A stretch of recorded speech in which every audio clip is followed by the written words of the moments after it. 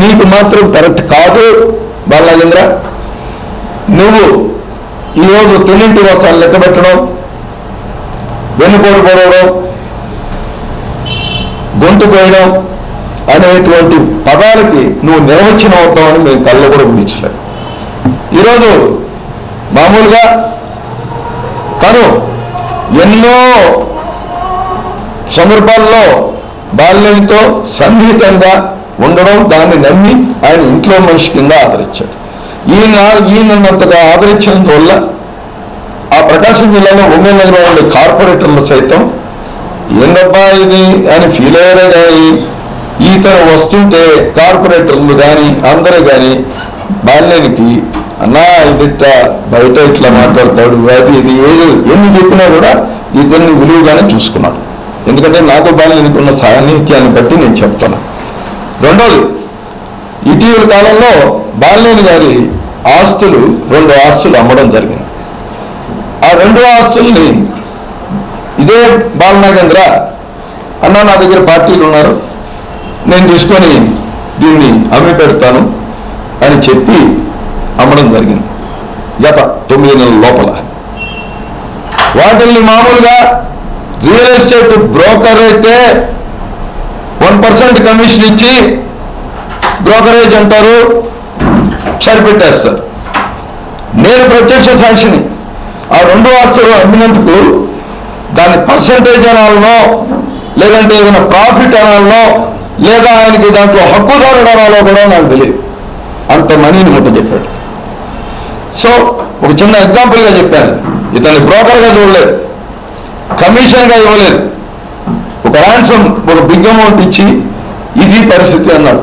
అలాంటి వ్యక్తి అసలు ప్రకాశం జిల్లాలో ఏ జిల్లాలో అయినా పాత కమిటీలు కంటిన్యూ అవుతున్నాయి జనసేన పార్టీలో.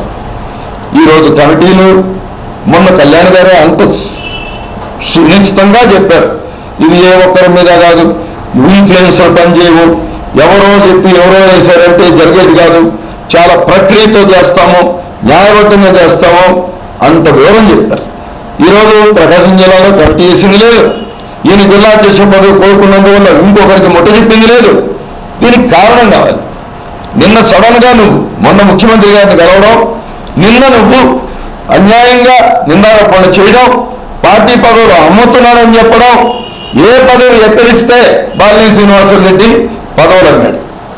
అసలు పదవులు అమ్మడం అంటే జనసేన పార్టీలో నాకు తెలిసి నేను వచ్చిన 18 ఏళ్ళు కాదు, 2014 నుంచి ఉన్న మీ అందరికీ, మా జన సైనికులకి, ఈ 27 నాయకులకి అందరికీ తెలుసు. 21 మందికి తనతో పాటు 20 మందికి టికెట్లు ఇస్తే ఆ నియోజకవర్గాల్లో వాళ్ళకి ఎన్నికల నిర్వహణ ఖర్చులు కూడా ఇచ్చిన వ్యక్తి పవన్ కళ్యాణ్ గారు.